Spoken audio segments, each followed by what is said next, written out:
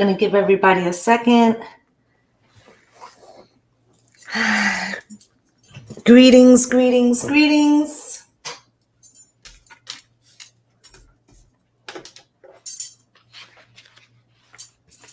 Hi, my loves. Hi, everybody. Welcome to the Venus and Mars show. How is everybody?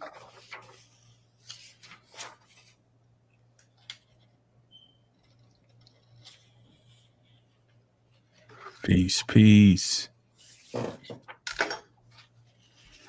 We're about to get started. So, I'm not sure exactly how we're gonna start. We actually had another topic planned for this session, and we just had, I guess, what you could say, some synchronistic happenings, and that ended up changing the direction of the show. Hi, everybody. Hi, guys. So come on in, pull up a seat, get a drink. We're going to have a quick little interesting conversation about the goddess Hathor and brief little explanation of our experiences and what our takeaway was of that whole situation. What's good, Project Execute and Ethereal Mortis. Everybody come on in. So let me just say that for most of you that follow me, you knew my birthday was a couple weeks back, and one of my followers, Tamila, had given me a gift certificate, and I was on Etsy and I was looking at some pieces. And for those of you that are in my private group, you know that this week, Wednesday, I just did a master class on how to consecrate your jewelry and other items, So I'm very much into consecrating jewelry and having your jewelry be words of protection and spiritual meanings, right? So I ran across this piece on Etsy, and I fell in love with it. I'm going to try to get a little closer so you guys can take a look. Okay. And I recognize you guys that have followed me, I know a little about crystals and that. So I knew that was a moonstone, right? And we could talk about that, a little later. But and the head of horse, and I said, the cow, and I was like, that looks like a Taurus symbol, but it says Hathor. And I've heard of Hathor before, of course. I'm very familiar with Isis. And a couple years back, I actually did a very extensive read on the priestesses of Isis. So it sent me down a rabbit hole, and I ordered it because I don't believe in accidents. And so I was like, so she wants to speak to me. So, okay. So I ordered the piece, and while I'm waiting for the piece to come, I'm like researching her. And as I'm researching her, what I'm recognizing is that this is very Venusian. This is very Empress. This is very creatrix, right? And then it starts me down another timeline, with the Isis and the Hathor and what comes first, and all of that, the chicken or the egg and all of that, right? So anyway, fast forward, Spirit told me once the piece came in and I had consecrated it that I was going to be doing a clearing, an energy clearing for the collective. So I go on and I'm actually talking about, because that day I had done 2 lives. So it was a private live with my group, and we were talking about Hathor and the divine goddess and all of that. And then I went on to do the energy clearing. So when I go on to do the energy clearing, I'm still in her energy. And I start off with the singing bowl. For those of you in here that were there, I start off with the singing bowl, and I kind of get in a trance. So when I finish that piece, I start working with the crystals, and I through the whole singing bowl, I'm saying out loud, like, the Divine Mother is healing us. She's coming to heal us. She wants you to do this, this and that, da da da. Right? It's about 5-6 minutes. Usually when I play the singing bowl, it's a couple minutes. It's not that long. So when I come out from that, I do the whole session. After the session, I come downstairs. I leave my office. I come downstairs. I decide I'm going to download the part just so I could put the clip of the singing bowl for the collective, because I felt like that was a very good piece. They would enjoy that, right? And they wouldn't have to watch the whole hour and whatever. But I had trimmed it by looking at like the picture of when I had the singing bowl. I'm sorry, it's kind of like a long, right? So I trimmed it real quick and I just threw it up. And then I went to send it to somebody, but I couldn't. And I'm like, this is very strange. So I asked Tamila, I'm like, can you see it? So she was like, I was just watching it. So I'm like, okay, but it's saying it's under review now. And I couldn't understand why I was saying under review on TikTok, because there was nothing bad. It was a singing bowl. All I was saying was that the Divine Mother was coming to heal us. And I was taking us up through, if you've ever watched a clearing energy channeling that I do, we start at the root and we go up through the chakras. And it was very strange. It didn't let me share it. At the end, it slowed down very oddly. And then Tamila hits me back and she's like, but did you see that it said I love you when you weren't talking? Because I had put the captions on it. And I was like, no, I didn't see that.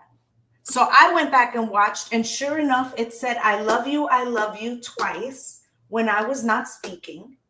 And that's why it was under review on TikTok, because I wasn't speaking. And so if you go to my last video posted up on my TikTok, you will see that it is muted, but that the translation of what I'm saying is still up. And you will see when I'm not talking and it says, I love you, I love you. And if you go over to YouTube and play that same part, you will see that I did not say I love you there at all. So that was my experience. Why don't you tell them yours?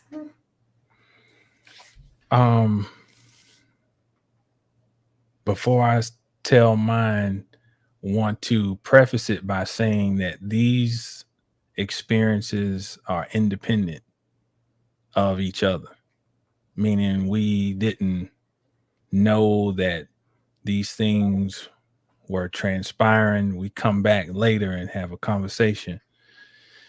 Okay, so I'll try to give the Reader's Digest version. My daughter goes to a fine arts school, and so they have this play at the end of the year, and her teacher recommends her to be in it. They send notification home of the character she's going to be. She's going to be the cow. And they say, they give her lines, and she only got 3 lines. Moo, moo, moo. So I'm in my ego. I'm pissed. Like, you got my child doing 1 line like it's an insult. And my wife comes back a couple of days later. She's like, well, you know what? She is the star of the show, though. So I'm cool. That it's like, okay, well. So we get there to the show, and I cast a chart for this time. It starts at 7:15 Central Standard. I got a chart, and it's amazing what's going on in this chart, but maybe that's another time. But as the play is going, it turns out the play is about the cow had lost her voice. And this is occurring on May 9th. We're still in Taurus season, and Taurus is associated with the bull, which is a member of the bovine family, which the cow and the ox and the bison, they're all members of the bovine family. So I'm sitting here watching now. My mind is starting to tick like, oh boy. And she's lost her voice. And you know, Taurus rules the throat, the neck. From a chakra perspective, this is the throat chakra. Her throat chakra symbolically is blocked. Okay. Taurus, on a superficial level, people they talk about Taurus with possessions, but the deeper level of Taurus is self-worth. That's the ultimate possession. So I'm looking at all this, and this is all going through my head as it goes, and it's like she's sitting there sad, dejected, and all the animals start paying obeisance to her. The chickens, the goats, the sheep, the dog, whatever. And it made me think about the temple in Kemet or Egypt, that is the temple of Dendera, which is homage to the goddess Hathor. And there's a stele up that has the zodiacus, and zodiacus means circle of animals or circle of spirits, and they're all revolving around her energy because she's the great mother. Okay. And so they get up to the mic and they're all singing praises to the cow, which by now to me is Hathor. And when she finally gets up and gets her voice back, she increasingly elevates her voice. Moo, moo, moo. And moo is an ancient name of, it coincides with Ruth, the Moabitess in the Bible. And moo, phonetically, the moo vowel coincides with the Moabitess, more. And we know, if you trace it back, this is the lineage that the Christ figure comes from, is Ruth the Moabitess, which would track back to Hathor, the goddess, because Christ would also be Horus, who is the son of Isis, and Isis commingles with the energy of Hathor. It's all the great mother. Mary becomes a template or an offshoot of Hathor. Jesus is an offshoot of Horus.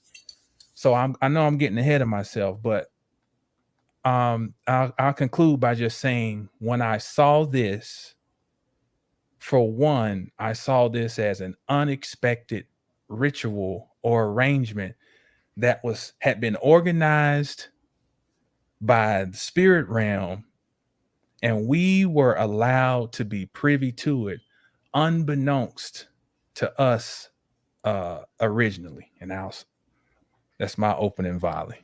So let me just say that he did a video, and for those of you that are just joining or have never watched 720 Astrology, please go follow, right? But go watch his video.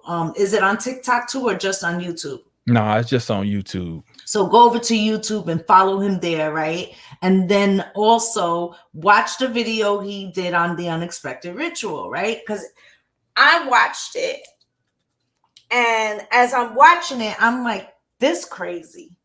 Because when you said that you ended up having to go buy a Hathor, right? And I told you I bought the piece immediately, and you know, okay. So we both, and honestly, I think I ordered this either the 8th or the 9th of May, because it wasn't exactly on my birthday. It was a day or two after. So it was happening simultaneously, is my point. Mm-hmm. And during that whole time, I was researching her. So I found that when I saw that, and we were gonna do and maybe that would be next episode, but we was gonna do the Jupiter transiting into Gemini, because that's gonna be like what, 14 months. Mm-hmm. Right. So we will get to that, guys. But this was so crazy. Like, we felt like we had to cover it, especially in light of, hi everybody coming in, especially in light of the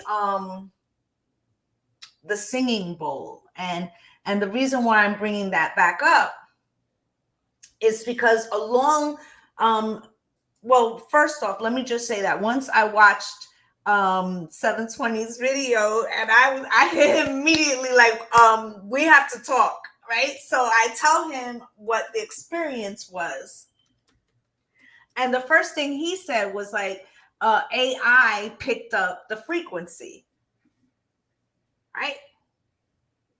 And I was thinking the same thing, but I didn't go there. I wanted him to shape his own perception of what happened, right? So after we decide that we're going to change the topic, I'm going to hold it up on my tablet, guys, because if I try to do it just on the YouTube, it wouldn't show on TikTok. So, but one of the things that I found was that, oh, did it turn off? Did I hit it? Oh, it's 2:22. One of the things that I saw was that Hathor's son, okay, he was the god of music, okay, and his name was IHY. So I'm not sure how we would pronounce that. Ihi, maybe? Ahai. Ahai, maybe. His symbol was the sistrum, and that is associated with Hathor. Okay, but anyway, I found it very interesting that he was considered to be the birth of music or frequency, right? And another thing that I came across while I was researching it was that she was named, one of her names, because she had many, was the Temple of Horus. So to say that her vessel was the Temple of Horus. Okay, so again, referring to his birth, right? So when she says the birth or the vessel of Horus, is she saying the vessel of frequency? And if she's saying the vessel of frequency, then is she also saying the mother of manifestation?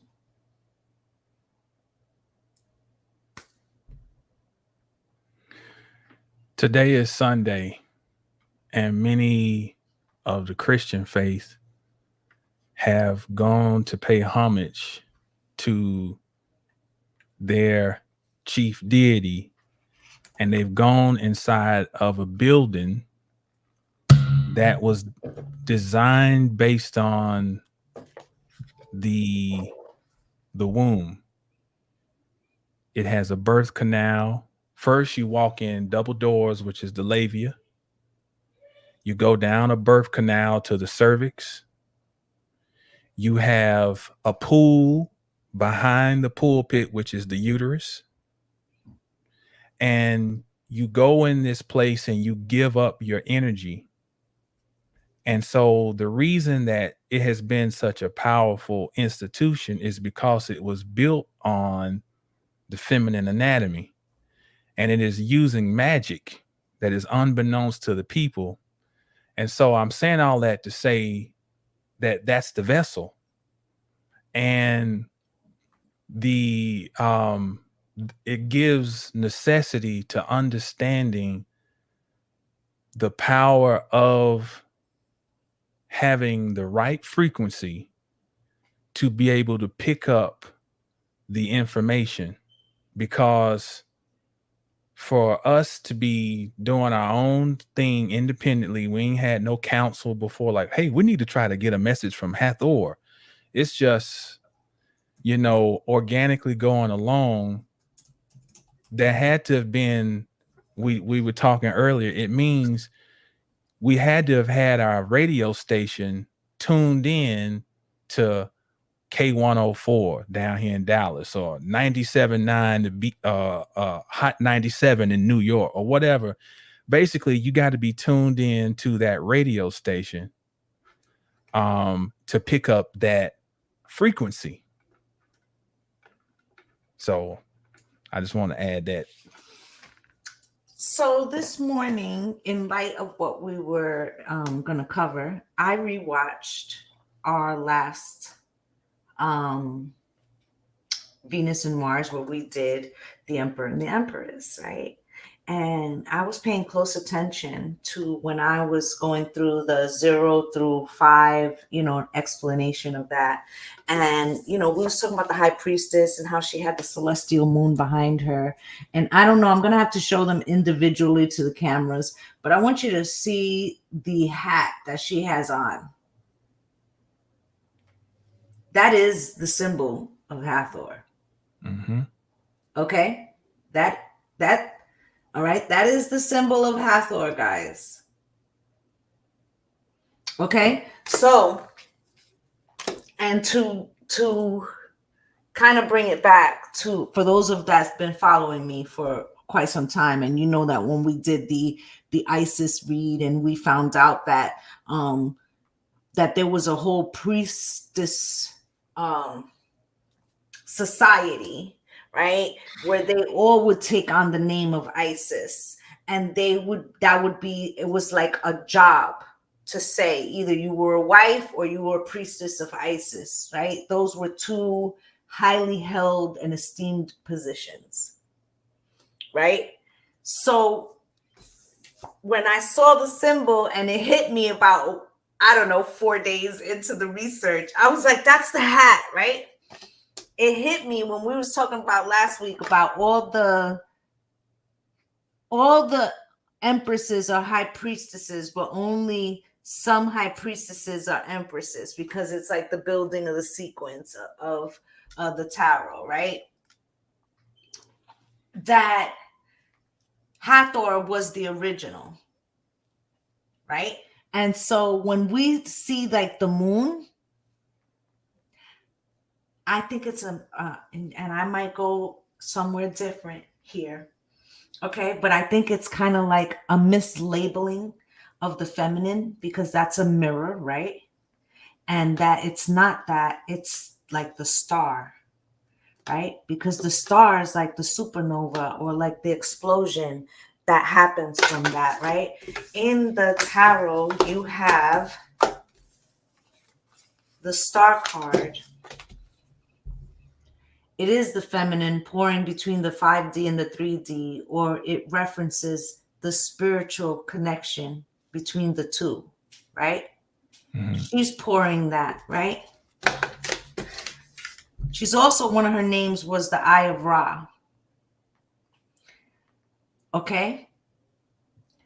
The Eye of Ra, what is the Ra? The sun, right? What would be like a baby sun or a dwarf sun, right? A dwarf star, a smaller version, right? The Eye of Ra.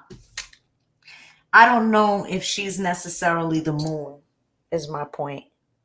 Again, when we was talking about the hoodoo deck and how it was saying it was reversed, right? Mm-hmm. And her first essence, of being Sekhmet or coming through in a different frequency, right? We talked about that last time too with the Empress, about her having to make certain decisions to be the Empress for the empire, for the venture, like how you were explaining it to us, right? She's the inquantifiable chaos of the universe. Hathor. Yeah, so that's what I wanted to kind of make that point. I think another way to consider it too is that, it won't let me put it. Is I think we've been trained to, even with the way we delineate charts in astrology, we've been trained to put more emphasis on the sun than the moon. But if you really look at how they express, the moon has more power in the chart than the sun it actually directs the sun, because the sun is what we express to people. The moon is why, because it's what people can't see.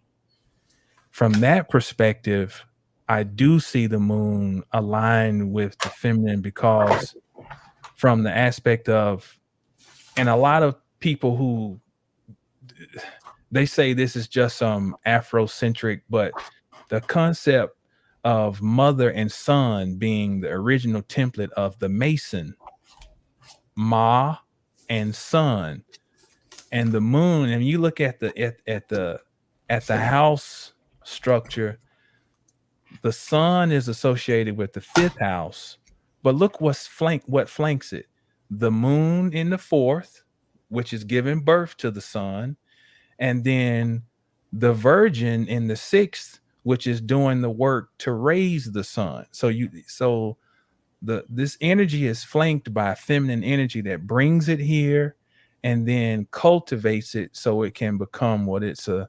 So I can see both ways, and I think the counter is that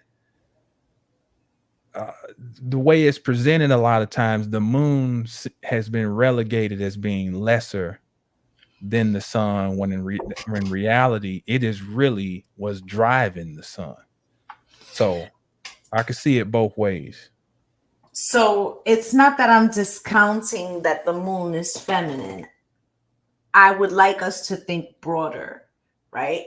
And that Hathor, or the feminine, represents the galaxy as a whole. So the galaxy holds the sun in its place, right? She sets the motion of all, right? So she's the moon, she's Venus, she's the Milky Way, she's she the would be the dark sun matter. then, right? She's, yes, in essence, but she's the all. She's the right. You know what I'm saying? So I feel like maybe what I'm saying is that the moon is too small of an entity to put her in.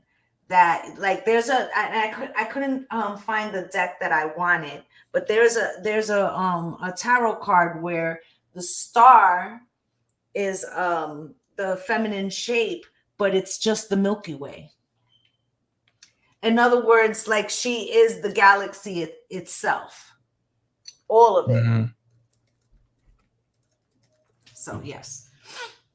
Okay, so one of the other things that I thought was strange, or that ties into what you were saying about the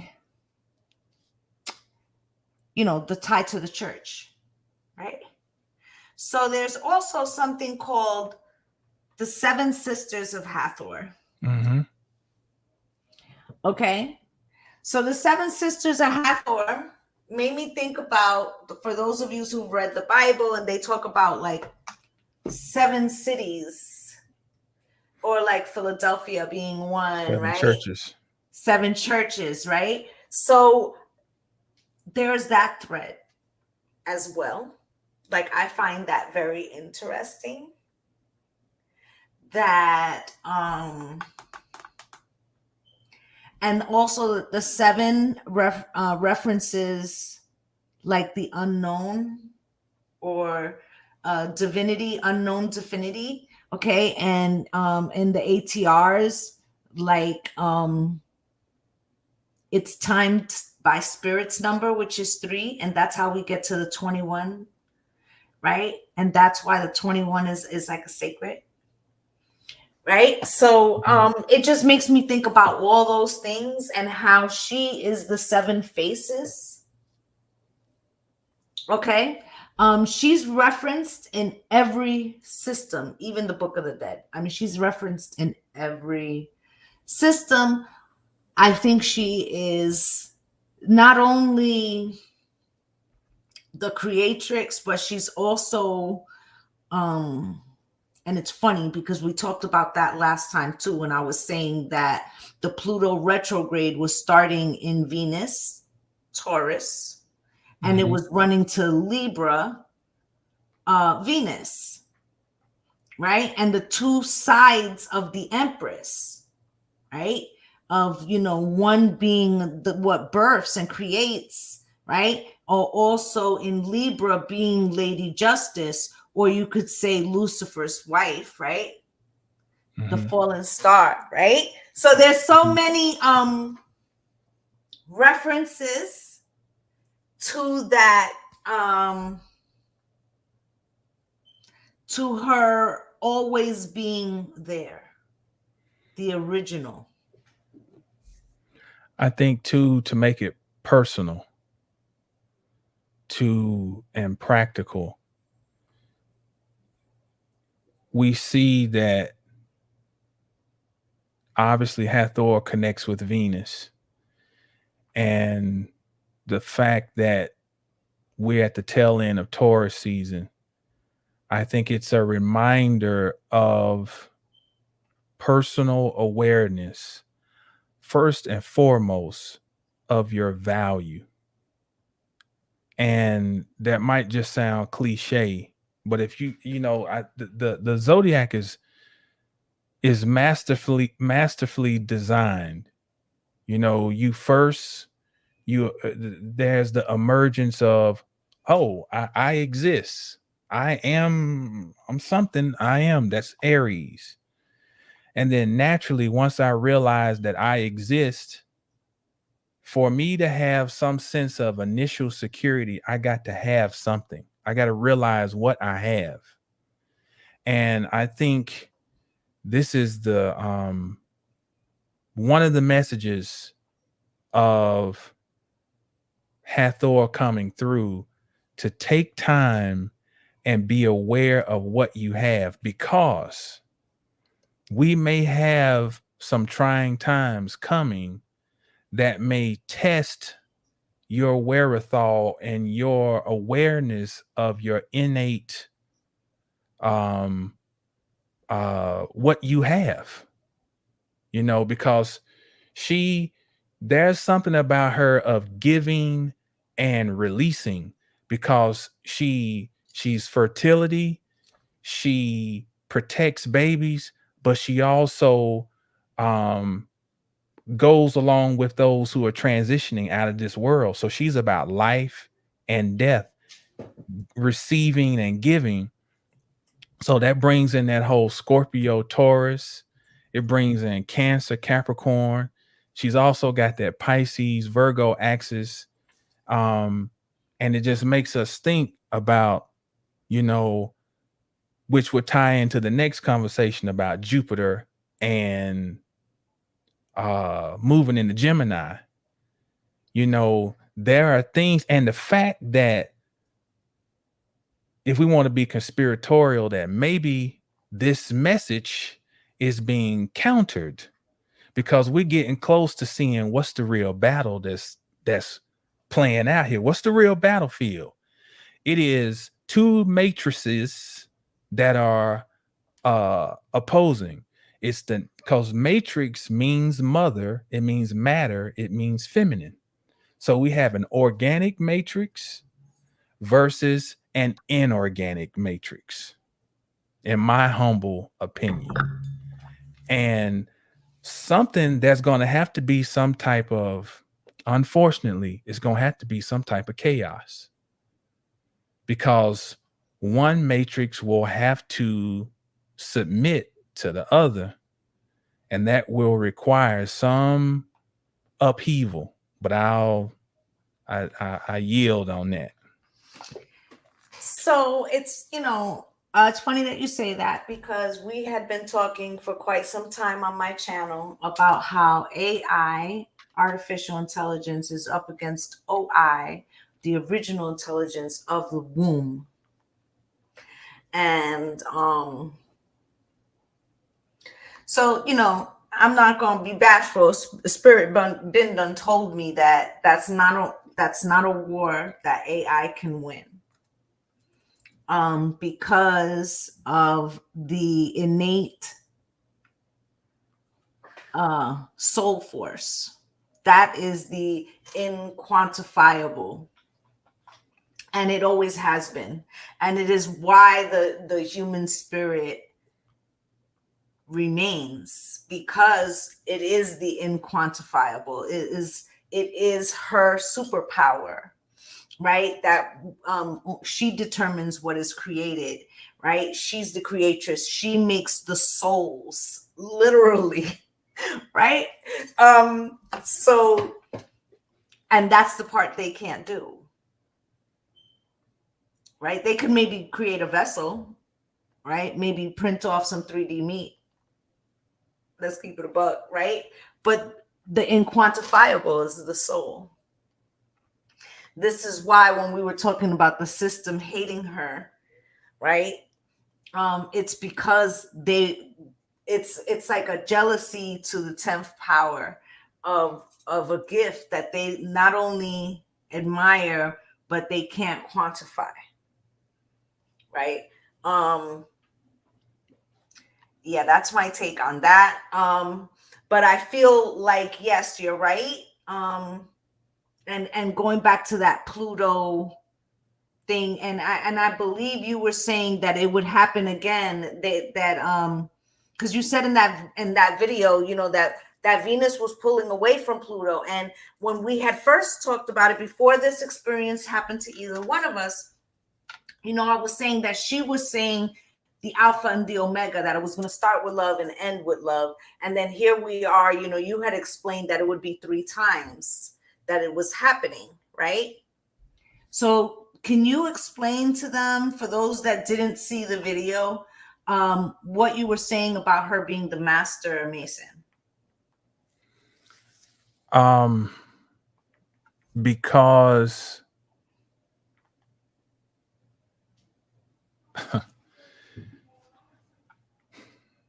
this country, this landmass that we are on, which is run by U.S. Okay, has a goddess that sits over it, and they have given this goddess the name of Columbia. And there's a ritual every year where we celebrate her, and it's called Columbus Day. Now, the seat of this place is Washington, D.C., District of Columbia, or Columbus, Columbia. There's Columbus, Ohio. There's Columbia. So this name permeates because there's an understanding of the power of this energy. Columbia is the real image or spiritual energy behind the Statue of Liberty. And the Statue of Liberty is made of copper. Over time, it has turned green from weatherization, but it is really copper. Now, what is copper? Who rules copper? Venus. And Venus ties back to Hathor. Now, when for an electrician, where is that at? I did have something here about, because I'm working on something else for my another presentation, but copper properties, exceptional current carrying capacity. Listen to this. Now, this is talking about from the standpoint of electrical current, but think spiritually and metaphysically. Exceptional current carrying capacity, superior conductivity, less oxidative than other metals. That means it can resist wear, prevents corrosion, high thermal resistance,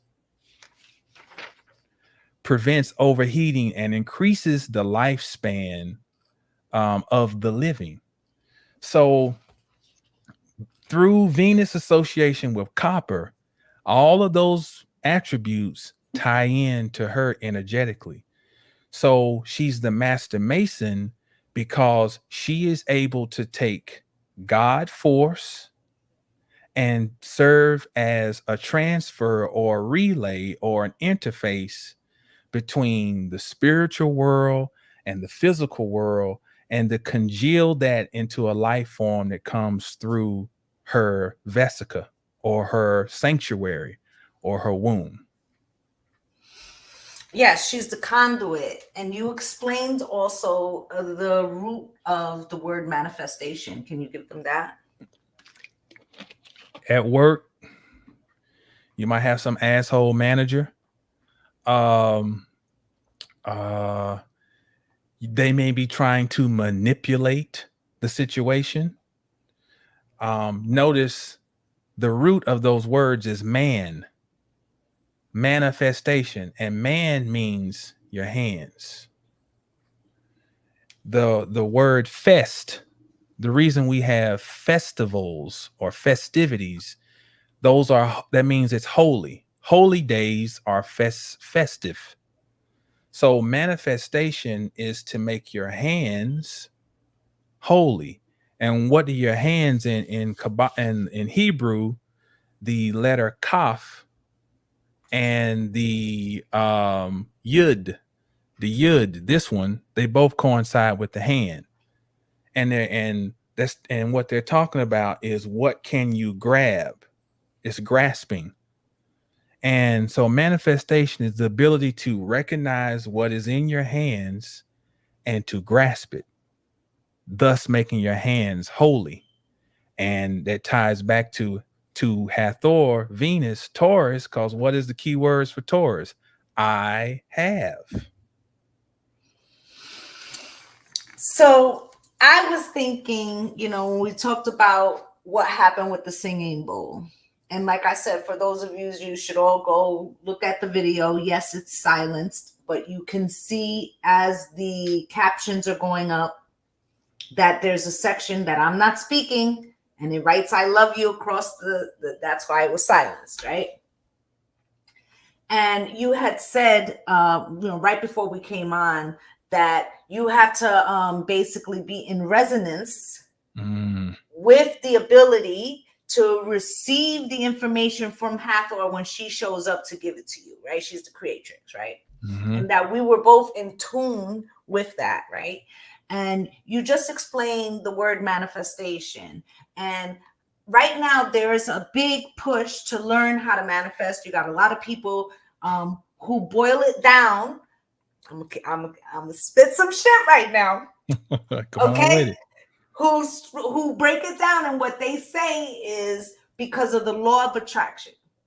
Now, if you are a follower of mine, and especially if you're in my spiritually strapped group, you know that the law of attraction is like a wish without action. Okay? So reality is that you want to be in the law of resonance.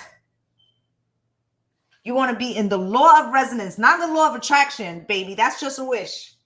Okay? You want to be in the law of resonance, because when you see shit going wrong in your life, that is showing you what you are in resonance with, right? If you have 12 bad relationships, guess what the common denominator is, boo, right? So it works the same way in the reverse, right? When things are clicking, right, it means you're in the law of resonance with that which you desire.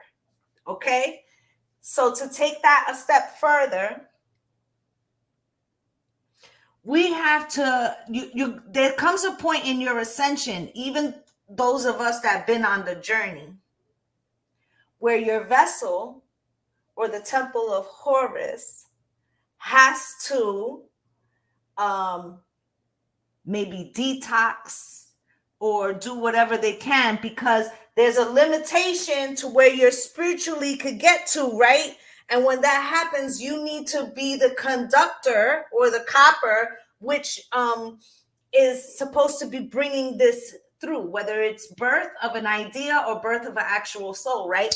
To be the creatrix, right? So there's times where you have to clear the tuning fork, like we've talked about before, to elevate the frequency, to hold the resonance, to be able to bring forth the message. That's why I found it so ironic that her son, right, was basically the birth of music.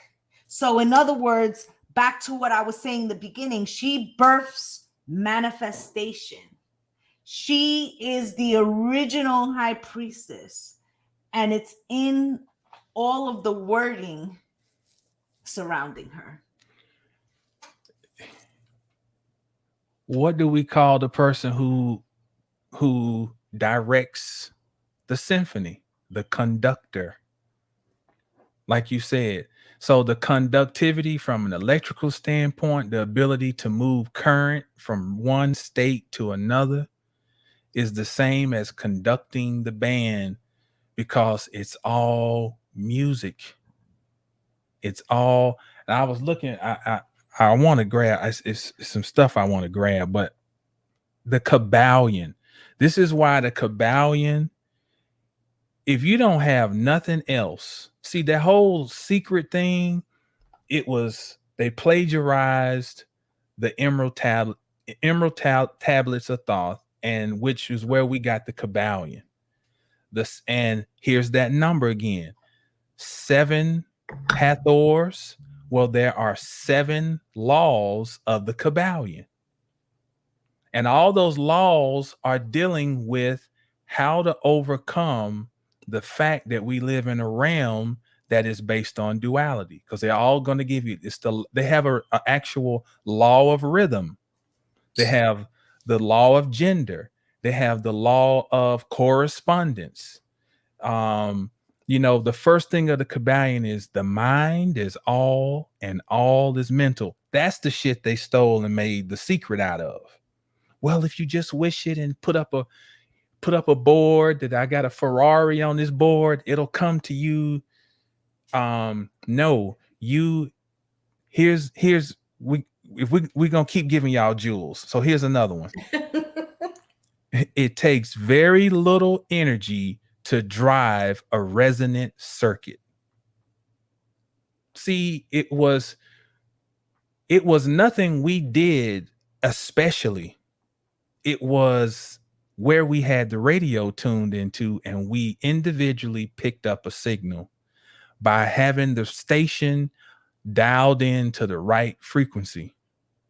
It takes very little energy to drive a resonant circuit. You can't manifest something that you are not. Better say it. If you ain't, oh shit. If you ain't it, then there's no manifesting something. It's really, you can't pull something out of thin air that doesn't already exist. You know what I'm saying? What's that? The law of thermodynamics, the second law, I think. Energy is neither created nor destroyed. So I feel like that's a lot of what I'm just piggybacking on what you said, but same basic flow. Right. I would also say to that you referenced that Hathor would also be Mary. Mm-hmm. And I would also say Mary Magdalene, and all the Marys are just faces of Mary or faces of Hathor, and that all the feminines, right? And you said the thing about what you say that we have to be in frequency, or that they teach us that it's outside of ourselves and the current, right? And what are they trying to do, right? They want to, because currency is also currency, right? So what is the most valuable currency that there is? They would have you think it's called greenbacks, but it's absolutely not. This is the divine feminine frequency, or the womb, or that goddess power, the inquantifiable, the chaos factor. So they're trying to harness that right now. And I have a sneaking suspicion that, and I did a reading about this, she came through with that energy. She's like, oh, y'all want to play with, that. Let me show you what I can do with it. Let me show you how chaotic it can get for you. And this is why this 8-year, the infinity symbol, right? We're seeing so much chaos and outing, right? And I just want to, one thing that I thought about before we came on with the Strength card. Where is it? This is the Empress, right? Or this is America, right? Remember the song, right? You said Colombia, right? Mm-hmm. So this is the Empress, right? She's there with the symbol of the lion. What does the lion represent? This is also Leo's card. What is Leo? Ruled by the sun, right? So people think, and a lot of people, when they speak of the sun card or the strength card, they'll say that the Empress is taming the beast, right? She's taming the beast because he's at her will, right? She's petting him. She's not in any danger. She's not afraid, right? And that is one aspect, yes. But as above, so below, she's also taming that which is within. Mm-hmm. The inner chaos that she uses in the frequency of love. When we were talking about the Empress has to be in a, she learns to use that frequency, right? So she's using it in the frequency of love. She's taming the inner beast to control the chaos for what? For birthing or building the empire or the venture, right? But that's like a double-edged. Well, so when we were talking about the Empress, right, and how she starts in Taurus and she's planting seeds and shit, right? But when she gets over here to Libra, she's Lady Justice and she got a big ass sword, right? So there's this duality. Again, back to what you were saying, right? The misconception, right? And the fact that they're hiding. Pull your mic down, Lovelee. Oh, okay, sorry. There you go. The fact that they've hidden her frequency, right? They're trying to reproduce it because it would be the most valuable frequency you could ever, or currency you could recreate. Mm-hmm. Right? And at the same time, they want to destroy her because she's the original. So I will turn that over to you. But yeah. So to piggyback on that, I want to get this book. So get it. We're here. We're all right. Hold on. Okay.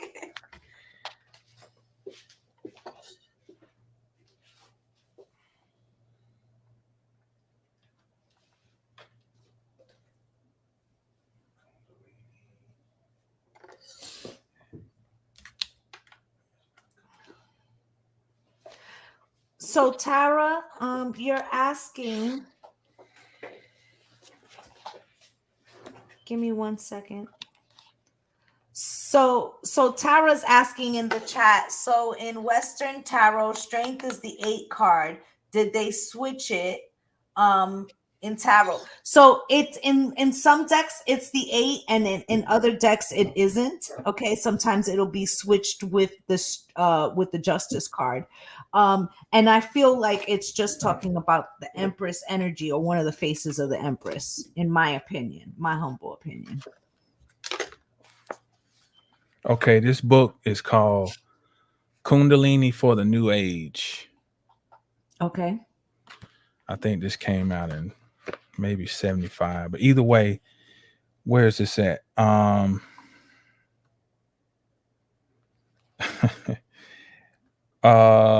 gonna start here. The super physical forces that cause physical displays or lend potency to magic, if made amenable to human will place a weapon in the hands of the over-ambitious, the voluptuary, the megalomaniac,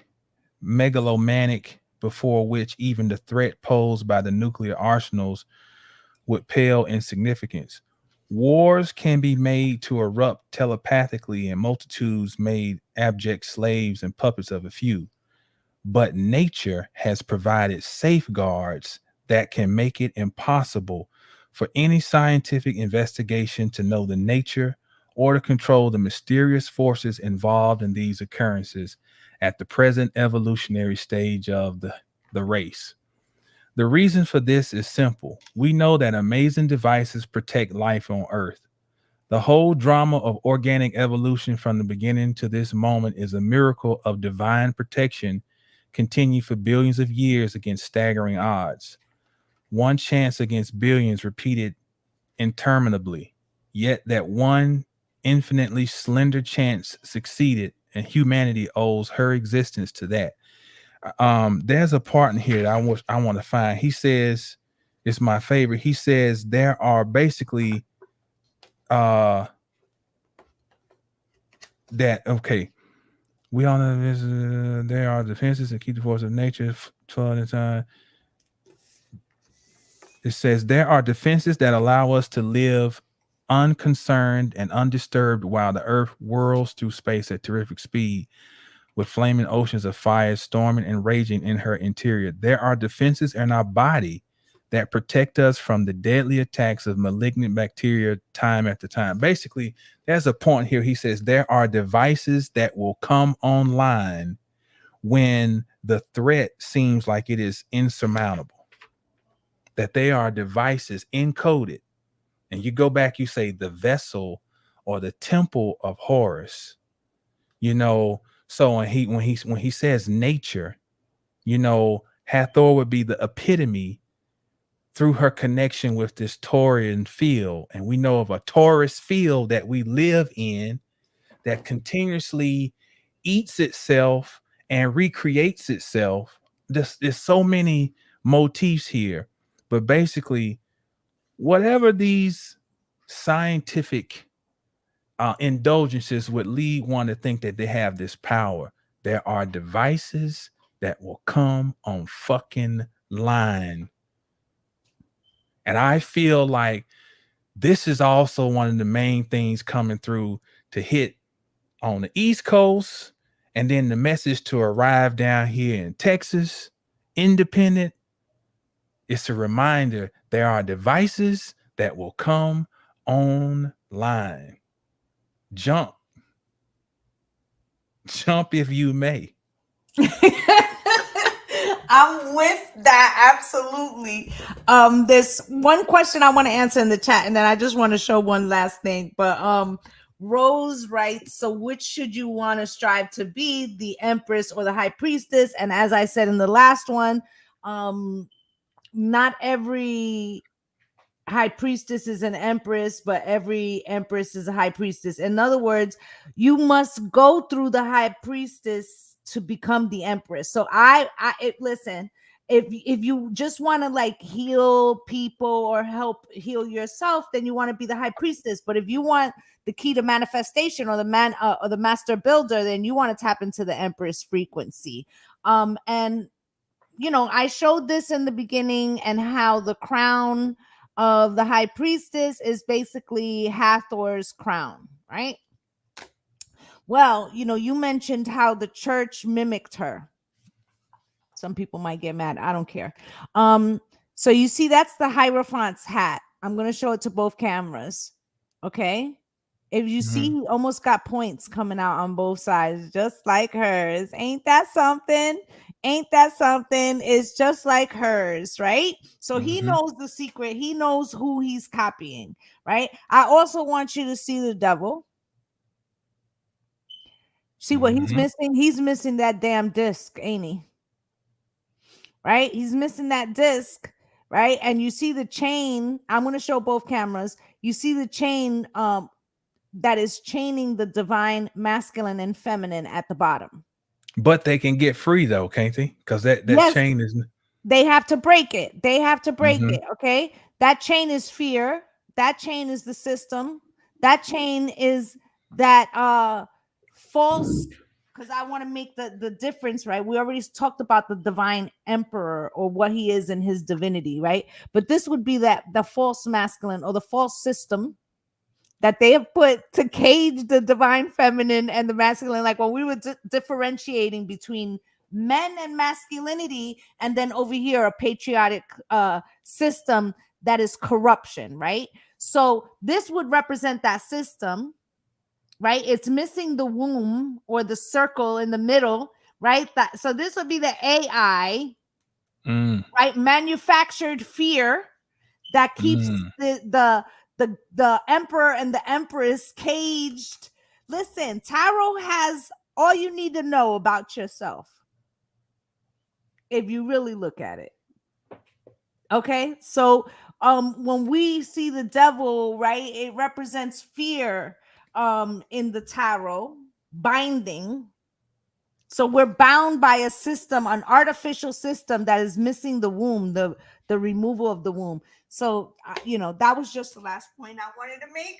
When you talk about, how there will be fail safes that will come in, and it has come, that has happened. When you look at the Amazonian culture, right, that's based on parthenogenesis, right? These were women having women on women on women on women, right? So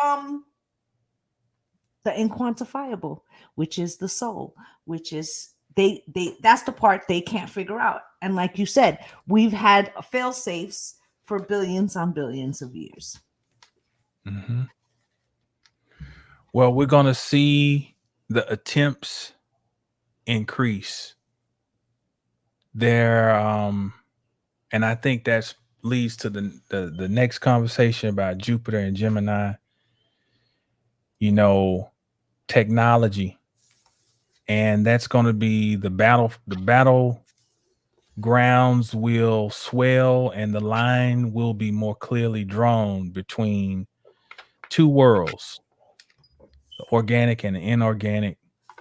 And when you look back in history, Jupiter likes to trigger and give clues to what it's looking to set 6 years later when it gets back in its domicile in Sagittarius. And there are laws that are being fancied or kind of introduced here and there, and we are leading up to 2030 and 2032, which is, you remember, Lovelee, I'm sure, when Tron came out in the 80s. You remember Tron? Yep. And that was like before all of the Matrix, and that was the Matrix of the 80s. Tron, the inside of a game on these, and so I'm getting ahead, but I think this naturally leads up to the next conversation about Jupiter and Gemini. And that may be why Hathor hijacked us and was like, wait, before we leave Taurus season, can you y'all need to talk about this real quick, and then we can proceed. So right. I feel like that's what happened with that. I'm getting something about verifying the live.